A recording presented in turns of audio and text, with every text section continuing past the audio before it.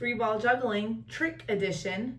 This one is under the leg or behind the back. You're gonna pick one ball. For me, it's gonna be the green one.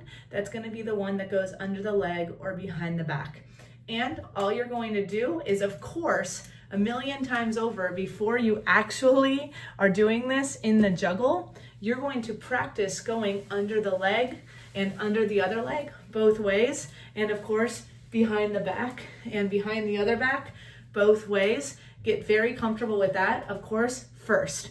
But then to add it into the juggle, you can start with doing 2 and then you can move into 3, because if you can do it with 2-ball juggling, then you can certainly do it with 3.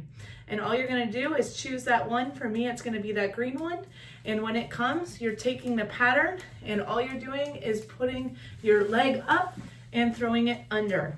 Your juggle is staying the exact same. As you notice, the rhythm doesn't change. It's just a matter of bringing up your leg at the exact time that the ball is going through, okay?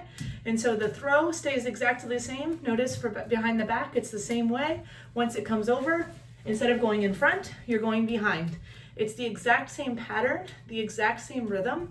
You just get really comfortable with under the leg and behind the back, and you'll be able to add it into your 3-ball or 2-ball juggling pattern in no time. Remember, that's amazing.